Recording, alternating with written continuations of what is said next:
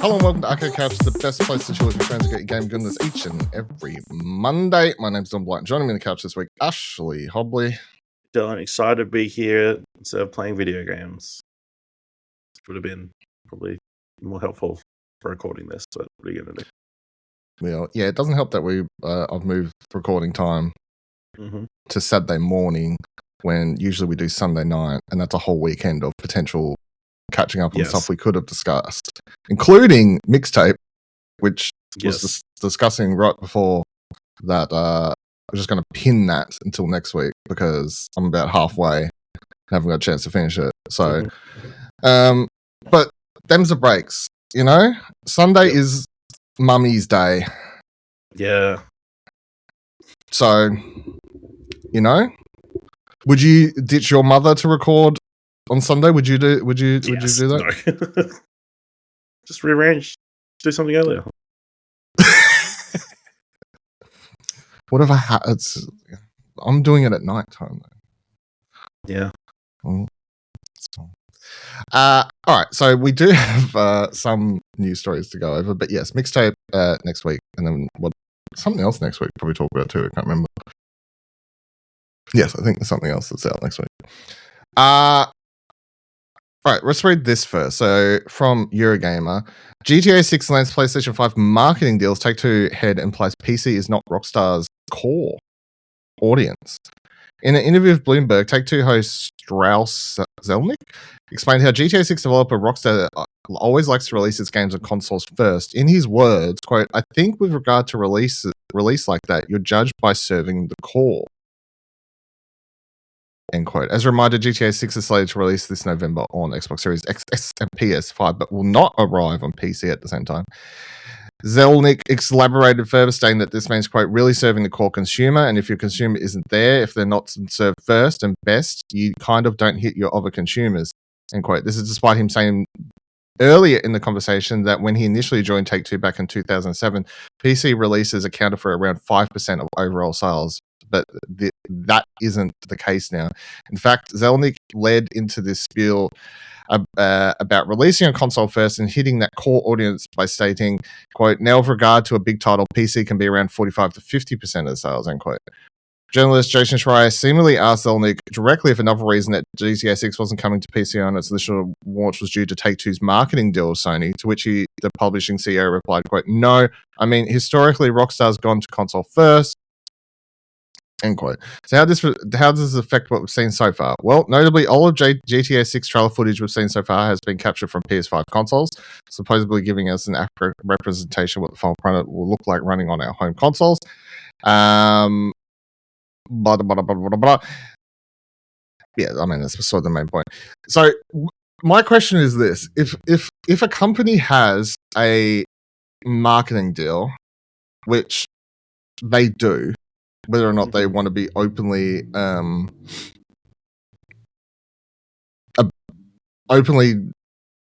talking about it. I don't know, I was trying to think of a better word, but they're choosing to sort of be coy about it, I think, because of fear of showing like allegiance and then having a game like GTA, which is very much like a general all audiences, consoles play it and stuff like that.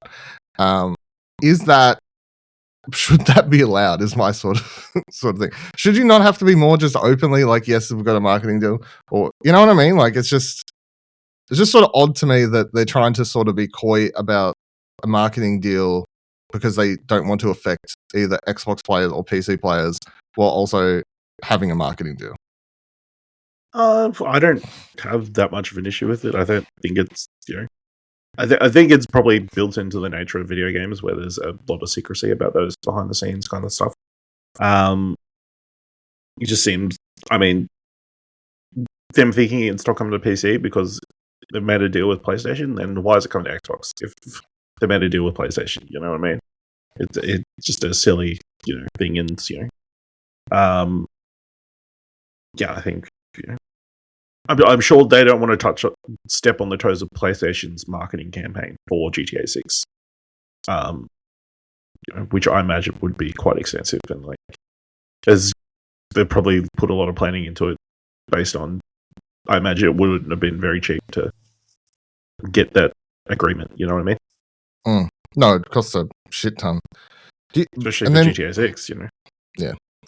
In this day and age, if GTA 6 now I don't know if this will or will not happen because I think it would be a semi big deal and it would piss off some console sort of elitist sort of people that like to get weird about this sort of stuff. But if GTA 6 got a state of play of some sort, affair, would that, like, how, you know what I mean, like the hardcore Xbox players who get really weird about that sort of stuff, would they, I can picture it already of people being like, oh, I'm not going to buy it, blah blah blah, how dare they. Yeah, that would really suck for Xbox players that a presentation is being presented by Sony and they don't want to play the game because there's a presentation being done by Sony. That's just crazy. It's like being upset if there's a trailer inside the state of play and like, I'm never going to play any of these games. Well, my comparable thing would be, I'll talk about it in a minute, but there was that Stranger of Heaven, which Xbox did, but obviously that game is also coming to PlayStation. Yeah. But because Xbox gets the presentation and the marketing deal, it's sort of being it does that thing where subconsciously, for people who don't bother looking it up, they think it's an Xbox exclusive if they only go off the way it's sort of been marketed. So I don't know if there would be that same fear where people suddenly think that GTA might be a PlayStation exclusive. I would like to believe the gamers are smarter than that, but I don't believe that. History has proven that may not be the case. So, I mean, that's what Xbox is hoping for. They're like, damn, this is an Xbox game. I need to buy an Xbox to be able to play it, or at least buy Game Pass or something, you know, stream it or whatever. So that's what they're hoping the correlation is, but in reality, you know, hopefully people are smart enough to realize it's coming to the console of choice. And another thing I was thinking about after I read that, it was that, and it's been a known thing for a while that it's not coming to PC at release straight away, which isn't abnormal because the same thing happened to obviously their last game. GTA 5, there was like a 6-month gap between console and PC release. Admittedly, the PC version was delayed. I suspect. I think it is probably a matter of, you know, there's so many tech things that you need to nail down for PCs because everybody's got different specs and all that kind of stuff. So I'm like, I don't know if it's that or if, to me, I was thinking, is it they just want a period where the game's not being modded? Possibly, yeah. Where people aren't trying to break the game. Actively break the game. Because the thing is, when you only release it on console straight away, everyone sort of just gets this core experience and you deal with it as is. And then as soon as you release it on PC, you get all the wild GTA shit that you sort of see now. Because GTA has become highly associated with PC because of the role-playing thing, GTA 5 in recent years. But would Rockstar want that sort of stuff to be the focus at first rather than people focusing on the story and world that they've created, you know? Like, then people that pick up the game and be like, yeah, I don't care about that. I just want to dive into the multiplayer component and do this role-playing nonsense. And maybe the multiplayer, they haven't said anything about the multiplayer. No, they haven't mentioned multiplayer. So if we're running under the assumption there would be a new multiplayer, which I assume there would be because it's been such a huge part of GTA 5, that maybe that doesn't even launch the same day. It's so possible. Game multiplayer wasn't a launch thing on GTA 5. So yeah, admittedly that came out on PS3 and Xbox One. So, you know, it's been a while since the actual launch. Multiplayer functionality has improved exponentially, or demand for multiplayer has exponentially grown. So, you know, again, we'll have to wait till the GTA 6 state of play that's coming. Put it down here. You heard it first. It's coming. When? Summer Game Fest? Maybe during that period. Like Summer Games Fest happened day after GTA 6 state of play. Well, the game's still apparently coming out in November. Still, despite rumors and speculation. It's rumors and speculation, I think, you know, I think there's also an element of let's nail everything we can on the console version, and then when it is mostly bug free, then we'll let the PC players let rip and that kind of stuff. So we'll get it like technically down first and then convert it. It might be easier. I don't know. All right, let's talk about that other. What I was talking about before. Stranger Than Heaven got a Xbox Presents. It went for about half an hour. I'm just going to read from or skim through the Xbox Wire article that they published right after the stream ended, because it was a half hour deep dive into the game. So during the 30-minute broadcast, several minds behind the upcoming action adventure game, including RGG studio head Masayoshi Yokoma, producer Hiroki Sakamoto, and game director Minoki Abe, took us through the story structure, different locations, exploring some of the bombastic personalities you'll encounter as you move through protagonist Makoto's life. We also heard from legendary star Snoop Dogg and his real-life son Cordell Brodus, who will both play substantial roles in this ambitious adventure, as well as multiple other actors who will make appearances in the game, including J-pop artist Satoshi Fujihara and American singer-songwriter Tori Kelly. So, let's just do that before we continue on. Snoop Dogg's in this game. He's in the section of the game that's set at the very start in 1915. In which your character that you play as meets him on a stowaway boat between, I can't remember what American and Japan. Yeah. American Japan, either way.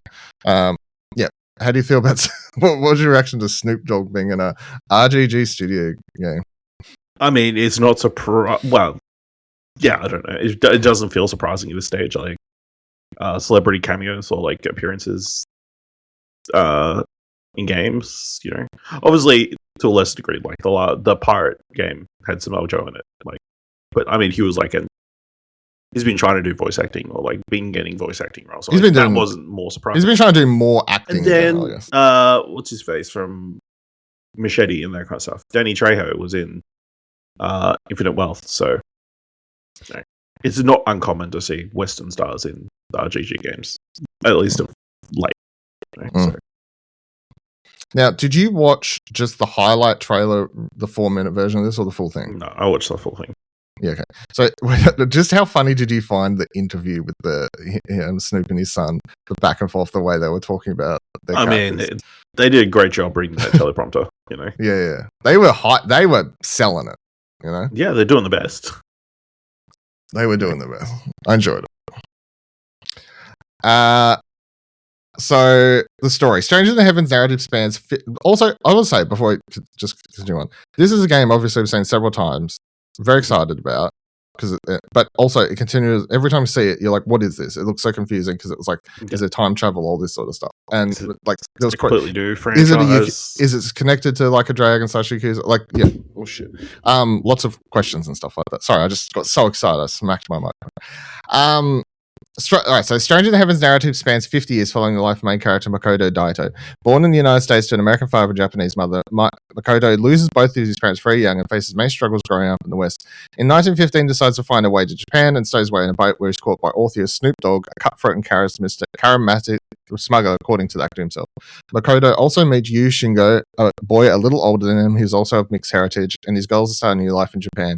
Yu will ultimately become Makoto's good friend and rival throughout the events of Stranger Than Heaven as the two young men's lives become intertwined. The pair are nearly thrown overboard by Orpheus, but instead the origins of a partnership begin to blossom. The group arrive in Fukuoka? How the fuck do you say that? Fukuoka? Whatever. A major industrial spot and hotbed for crime. This is where in the 1915 segment of Stranger Than Heaven's story begins, with Makoto and Yu starting to make a life for themselves. Orpheus brings Makoto on as his sidekick, his wingman, taking advantage of the fact that Makoto can speak Japanese. Through countless jobs, Makoto soon finds his footing and embroils himself in the underbelly of Kokura, while Yu finds himself work and becomes comfortable as a Westerner in Japan. During this time, Orpheus discovers that Makoto has a keen talent for music, which will become a key part of his story. The two friends find themselves at odds. Makoto's main goal is to simply survive and carve out a place for himself after years of persecution in the West, while Yu is much more ambitious in his aims to reshape Japan. These ideals soon clash, and the boys part ways in Fukuoka, but are thrust together once again as partners in show business during a chaotic and unpredictable section later in the game. What do you make of the story they're sort of setting up here? Because it is some elements of stuff we've seen before, obviously Underworld and whatever else, but also the key focus being on the talent for music and then like building this sort of, I don't know, what will eventually become a club, I guess, or whatever direction we're going to head across in 50 years. Yeah, what do you think? Like it is RGG, but also isn't. I guess. Yeah, it sounds really good. Like, it seems like they're going for like an epic scale story in the vein of like I don't know, massive, like a huge, big mafia film, like that showcases one person's start in the mafia all the way to the eventual demise, something like a Once Upon a Time in America or something. Yeah, well, I was thinking Once Upon a Time in America or something. Yeah, so it sounds really good. So I'm very keen. I mean, I just thought of it. What LA Noire? That's what this kind of feels like. That kind of like spanning over someone's entire like professional career. You know, obviously, this time on the other side of the law, but yeah, it sounds really fascinating. That obviously we're going to stick with these characters for several years and that kind of stuff. So yeah, it feels like kind of a progression of what RGG as a studio has been doing with Like a Dragon. Obviously, that's a franchise that's been telling the same story for like 20, 30 years now at this point. So doing all that in one game, I guess. Yeah, well, that's cool. My thing. It's like that series spans many years and stuff, but it's like each game is the jump. Whereas this game is sort of, we're just going to do 8 Yakuza games in one. Yeah. Well, they'll all be shorter. You would assume it'll be shorter, but like just instead of doing multiple. So yeah, the details they've given as to the cities. So it starts in Fukuoka in 1915. From there, the game moves to Kure, Hiroshima in 1929. It says the city has a strong focus on shipbuilding and heavy industry, and also functions as a social hub for various countries, giving it a unique atmosphere alongside the modernization of Japanese entertainment. This is where Makoto begins to establish himself with various Yakuza organizations controlling the city, and will eventually become part of the Iwaki family. Stranger Than Heaven's third section takes us to Minami, Osaka in 1943, where Makoto and Yu reunite and work together. Minami is a vibrant entertainment hub full of light and life, but behind the scenes, there is foreign influence. The Yakuza and Italian mafia compete for dominance in the shadows. On the surface, new forms of entertainment thrive. This is where Makoto and Yu's show business activities take place. The next location is Atami Shizuoka, one of Japan's most notable tourist destinations. This area is much less urban, steeped in cherry blossoms and breathtaking vistas, showcasing the natural beauty of this populated country. Set in 1951, American influences started to perpetrate through Japan by this point, creating new trends in language, music, and fashion. Finally, the story concludes in Tokyo, 1965. This segment takes place in Shinjuku, Tokyo. Yokohama-san shares that a tremendous secret will be revealed at this part of the game, and much more will be revealed soon. Yeah, so obviously it's a big build-up to eventually them being, I guess, at the heart of Tokyo being the biggest city, and if they get this big show business thing or whatever they're trying to do, like business, that taking place in Tokyo, I guess is what I gathered. What do you think the big tremendous secret is? Because I've already seen people be like the game will link into Like a Dragon, or that's what people are either hoping or theorizing. Would you prefer them just to be its own thing, or? No, I don't mind if it's connected. Obviously, they mentioned Toga Clan at the start of that presentation. That obviously is a big force within the Yakuza game. So, like, this could potentially be the origin story of that Yakuza family, or whatever. So, told in this this way, or like it could potentially eventually reveal this character as somebody that we know already. So, but yeah, I don't mind either way. I mean, I'm sure it would hit harder for people who played every single game, but every single game in that series. But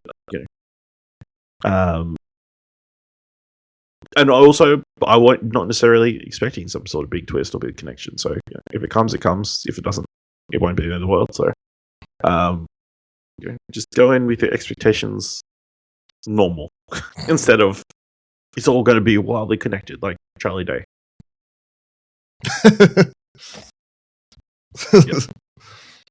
Meme. Right, so talking about the music and how big it is in the game, it says this translates into an interesting gameplay mechanic. While exploring, Makoto can walk up to sounds happening in the world around him and select them to save as recordings, whether it's the noise of a sweeping broom, a passing train, or the funk of an enemy hitting the curb during a combat sequence. These sounds can be based on era, location, or time of day and compiled in library for later use. At certain points in the game, Makoto will encounter composers who will be able to use the collected sounds to create original compositions that have different instruments and moods. An interesting mechanic that will enable players to create some truly unique pieces of music. Collecting sounds and composing ties into Makoto's wider calling as a showman, producing and managing gigs and performances for other artists. This is where Strange in Heaven incorporates management elements. Makoto will organize the structure of various shows, decide which musicians will take part in, and choose a set list. During the broadcast, we see an example of this where the player can arrange a 5-piece band on stage by choosing the roster of performances. Does this stuff excite you, or you're like, I don't want to do that? I don't want to be sitting there recording sounds, trying to make music. Not my cup of tea. I mean, it sounds interesting. I'm sure it's going to a certain degree be much like, the island that you can build in Infinite Wealth, or the candy shop you can run in Yakuza Like a Dragon. It's just going to be a side thing. Is being positioned here like it's one of the main things you can do. I'm sure it's something you need to do to a degree, but it's not like you need to 100% this to get to finish the game. So I think it's like a cool mini game thing. Like it definitely reminds you of like the Miles Morales game where you had to go around and get all these sounds, so Uncle Aaron could remix all the sounds, all that kind of stuff. So I mean, it's a fun mechanic, or like elements of the game, I guess, that's going to fits into the narrative. So I just like the idea of you recording sounds while your enemies are being bounced on the ground. Wait, whoa, wait, do that again. Fall over again. Yeah. Let me pull out my Rode microphone. All right, combat. Alongside talent for singing and showmanship, Makoto also possesses incredible fighting ability. Strange in Heaven focuses on an entirely new combat system built especially for the game, and it's one of the biggest features of this title, according to Stranger Than Heaven's producer Hiroki Sakamoto. What makes the system particularly unique and compelling is that the player controls the left and right sides of Makoto independently. In practice, you'll use the RB, RT, or I guess you're going to translate to your controller of mine. In practice, you'll use the RB, RT to control Makoto's right arm and leg, and LB, LT to maneuver his left arm and leg. In the show, we see Makoto's right arm being held by an enemy while he's still able to attack with his left. Alongside combo systems, players can charge up their attacks by holding a button down and releasing it at the right moment for a more powerful hit. Players can block with one arm and then counter-attack with a swift attack from the other, or tackle an enemy using LT and RT together. Observing an enemy's actions to see what moves or pull makes for a compelling dynamic combat experience, which is as much about reading the room as it is hitting the right input. This combat system sounds confusing. How do you feel about it? So you're basically I feel like you're L1, L2, and R1, R2 on your PlayStation controller to control the two sides of the arm while moving at the same time. Yes, I feel like we're gonna have to wait till we actually get hands-on before we can assume like whether it's good or not. I'm sure there's like games out there already that have a similar kind of combat system, but I can't think of any off the top of my head. So yeah, it sounds interesting, like, because then I guess you use the face buttons in combination with those to... That's a lot. That's... Yeah, like, how do you... Yeah. They say you can hold somebody and attack, but then how are you supposed to keep the hold and attack? Yeah, it sounds confusing, but maybe when in practice, once you get into it, it'll come naturally. But yeah, it just... It's definitely one of those ones you're going to have to get the feel of. I agree. On paper, that sounds confusing. Just need to see how it actually feels in combat. But yeah, even like reading that aloud, I was like, this sounds fucked. I heard somebody say that like some fighting games have a similar setup. But that one I think makes a little bit more sense because it's like 2D, you know. Yeah. Rather than on a 3D space with multiple enemies attacking you at the same time. Yeah. And with potential weapons and all that kind of stuff. Well, there is weapons as well. They've said that, yeah. So then you're pressing a button to pick up a weapon. And what if you want the weapon in your other hand? You have to do a certain combination of things to pass it. Yeah. You have to drop it and then pick it up again. Like, yeah. Was there anything else from the full thing that stood out to you that you wanted to mention before I move on? No, it was just a very slick presentation. Like, obviously, spent a lot of effort on production design, getting whatever studio they were chilling in. It's just a cool vibe. I think that's the thing about it. It's like the vibe around this game is really great. So, obviously they said this winter. I read that as probably January, February next year. Because that's when most of these have come out. Or most of RGG's games have come out in that February, January window. So depends if they're trying to really want to release it for some game of the year shit. You'd have to release. They don't care. And I think I don't think they care, but the publisher might care is the problem. So what, Sega? Sega, yeah. Maybe. Or they're so confident that they reckon, in a whole year they'll be also GTA 6 is coming out this year. So yeah. Do you bank on would you rather be up against GTA 6 or I don't know if they care about GTA 6, to be honest. Yeah. I feel like they go, our audience is so different, and I'm sure there's... Is it, though? Yeah, I know, but it's weird because it's open world games, obviously, but also, like, story-heavy, like, yeah, epics and that kind of thing, so... I don't know, we'll see. But the other thing is, I guess to keep in mind, because they've done this before, and it could happen again, it's like, they could have this that they're showcasing while in the background they've got some spin-off or something that they would want to release February, March next year. You know what I mean? Like a small, like a not Infinite Wealth. Man Who Raised His Name. Man Who Raised His Name. Yeah. Something like that. I don't know. Because they've announced that like 6 months prior to release usually. Yeah. Sort of thing. All right, let's talk a little bit about our current favorite CEO to talk about, which is Asha Sharma over at Xbox, and see what's happening with her lately. Reading from Eurogamer, Xbox newly appointed head Asha Sharma is sunsetting the company's co-pilot initiative, which was once envisioned as an AI-driven personal gaming sidekick designed to offer real-time advice in games such as Minecraft. Writing as a social media platform X, Sharma admitted Xbox needs to move faster and deepen its connection with its community and address friction from both players and developers. Sharma noted that the company had recently announced a wave of promotions within Xbox, along with new voices to push the company forward. This includes 4 of Sharma's former colleagues from Microsoft Core AI division. In addition to Xbox's leadership reshuffle, Sharma also announced another major change within the company, the end of its unpopular AI tool Copilot. The head of Xbox said Copilot will be winding down on mobile while its console development will stop. Sharma admitted Copilot did not align with the direction Xbox is now headed. Sharma also suggested other features that simply did not align with Xbox vision under leadership could be retired, though no further details were given. While Copilot's ending is worth cautioning that Sharma's statement does not mean Xbox is backtracking on its AI plans altogether. Other companies have similarly discontinued less popular initiatives to move its resources elsewhere. A recent example being OpenAI and its text-to-video AI model Sora, which said its goodbye in April. What do you make of this? Because obviously everyone was scared that when she came in from AI, she was going to add more AI things, AI galore, and now she's actually cancelling AI things.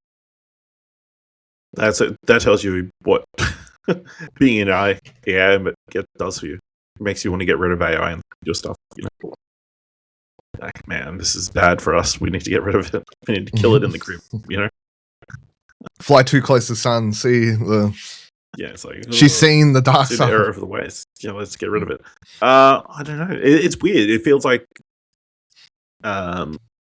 it's hard not to be cautious and be like, there's some this is too much good news at once. It's like we're going to try and we need to move on from the bad messaging about how the exit of the previous leadership played out. Let's make a lot of positive moves, things that people want to hear that aren't really that big a deal. Like, I don't think many people were using Copilot in gaming.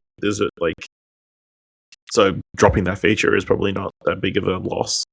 There's on the cost cutting on Game Pass and all that kind of stuff. Like small moves that like ingratiate Ashish Sharma to the player base and get faith in Xbox back up. But is this all leading to massive, painful moves down the road? I don't know. It's hard to be like. It's hard to shake the feeling that it's all too good to be true at the moment. Yeah, I think it's funny because it was a complete waste of effort time. Not to say that's only Xbox. PlayStation's talked about this whole, or not at least they've got patents looking into shit, like looking into AI stuff, AI shit that we can ask AI for help in your game, ask AI to play the game for you, and all sorts of nonsense. So it's not just Xbox, but good to see that she's at least showing signs that she, as to much as everyone's fear that she was going to be this AI overlord, that although she may add AI things back in the future, she's not over-encompassing everything AI is good no matter what sort of direction for it. And also, it's just also good to continue. I know it was sort of joking that we talk about her a bit, but she is making moves. Cannot say she is not in there making moves. Yeah, she's definitely not being passive. No, she's not afraid to ruffle some feathers, I think, or whatnot, which is sort of what you need to do, I think, to get somewhere. Okay, on Nintendo side of the world, so reading from Press Start, it has been rumored, and today Nintendo, out of absolutely nowhere, announced Star Fox, a brand new game coming to Nintendo Switch 2 on June 25th. That is a remake of Star Fox 64.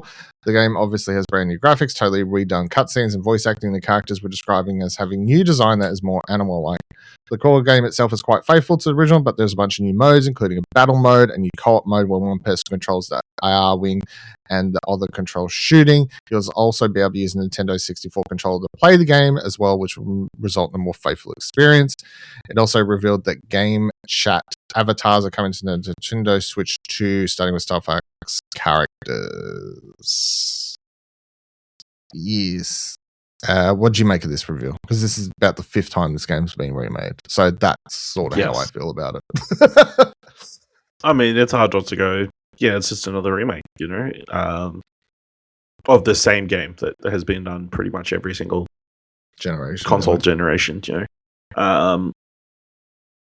because they're too scared to take a chance on a new one or doing something different, or like, well, they did, had it up a second ago. Last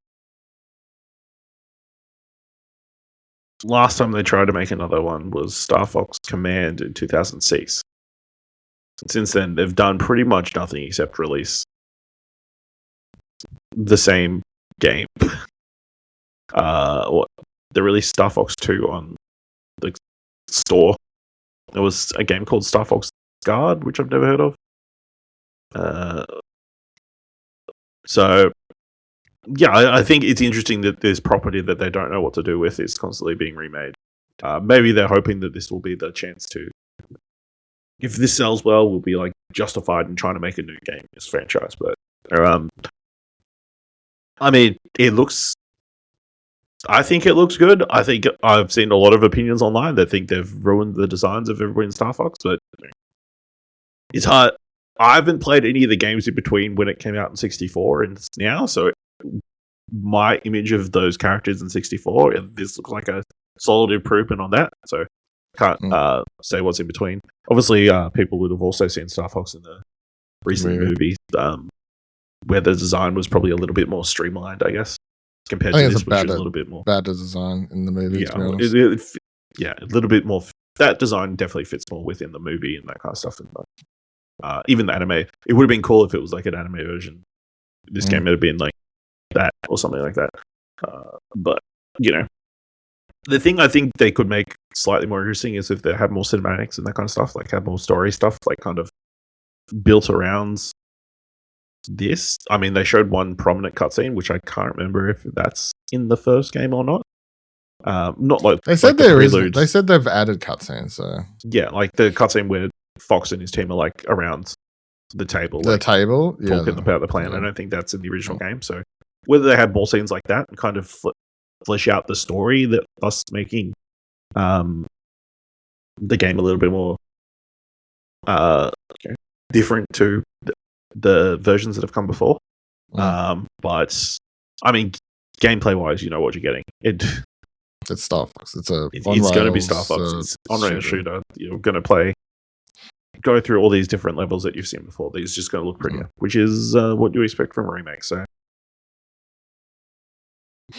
yeah, it's not super exciting. It is what it is. Hopefully, if it does well, it'll help justify an actual new game. But I don't think it's a super exciting announcement, which is why it just sort of got announced on the Nintendo Today app. Out of nowhere. Yeah, the Direct came out like 3 minutes later. Yeah, they're like, hey, a Direct starting soon. And honestly, here's the other thing of how my excitement was. I was getting ready for bed. Notification pops up, says it's starting soon. I go, I don't care. I'll just read that in the morning. Like, also, it'd been rumored, like, in the we'd just seen rumors. Knew exactly what it was going to be, yeah.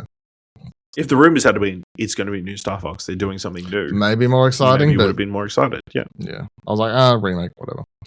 It does sort of help also, I think, add a bit of smoke to the fire of the Ocarina of Time remake, I guess, if they've done this one as well. Which, as I've seen online, is very funny that there's a remake of Star Fox and a remake of Ocarina of Time, which I believe both came out on the 3DS at the same time. Yeah. Same year as well. So Nintendo's like, it worked once, let's do it again! Yeah. And it will work again, so... finally, just a little quick tidbit. So press start again. As of September 1st, Nintendo Switch 2 will get a $70 price increase in Australia and will cost $769.95. This has been the price of the Switch 2 bundle that included the game Mario Kart, Pokemon Legends of the Day, and the coming Pokopia bundle historically. So it's a pretty significant price increase. If you're after a Nintendo Switch 2, you've got until September 1st to get in and get one before the price goes up. Yeah, Nintendo said this is in response to various changes in market conditions, which are expected to extend over the medium to long term. Yeah. Yep.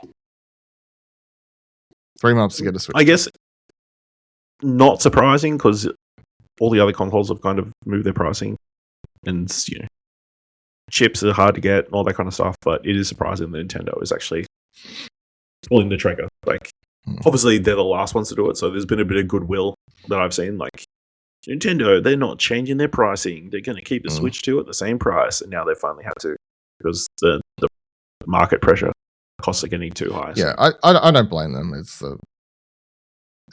just because the word. The only thing I do hope is that anyone that puts their prices up like this, if miraculously things got better a year from now in the world, I would hope to see it. Yeah, that's never going to happen. Things get better. Yeah, I know. I'm just saying, that's not how inflation works. If we suddenly realized we can make chips for like really cheap. Turns out we didn't need all these very expensive materials. Yeah, I mean, I didn't have it in here, but there's also a story from Sony talking about don't even know when the PS6 is going to come. They're working on it, but because of the RAM, they don't know how to plan. Yeah, absolutely. I think which isn't surprising, and also probably for the best. Wait till we can affordably $2,000 PS6. Also, not in the show notes, but I thought it was interesting. I saw maybe it's from the same interview, but it was like one of the major banks in the US came out and said we would really think it'd be great if GTA 6 was $80 instead of $60, because then that would set the new price for video games.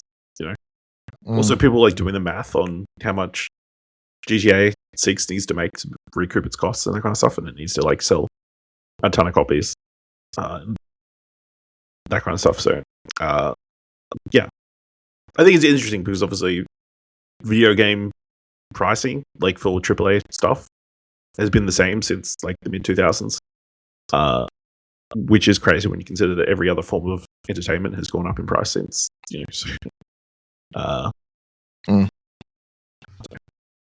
Also, people are really bad at math. They say, "Oh, the game is $80.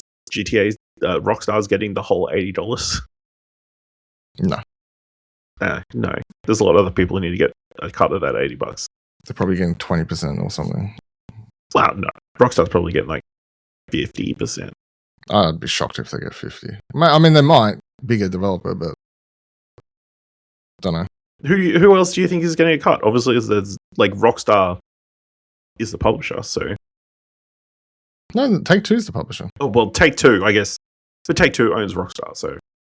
Yeah. So technically, Take-Two / Rockstar is getting at least 50%. Oh, yeah. Yeah, could be true, yeah. See, this is the information we need. Yeah, but they don't publicly share it as a problem, so, yeah. All right. That'll do it for this week's episode of Arcade Couch. Let us know your thoughts and opinions on anything was discussed by heading to explosionnetwork.com/follow. We can find all of the social media, and you can head to explosionnetwork.com/podcast to listen to any of our shows. And you can head to explosionnetwork.com/support to support the show and help out what we're doing here and around and upside down on the things. Until next week, have a good time.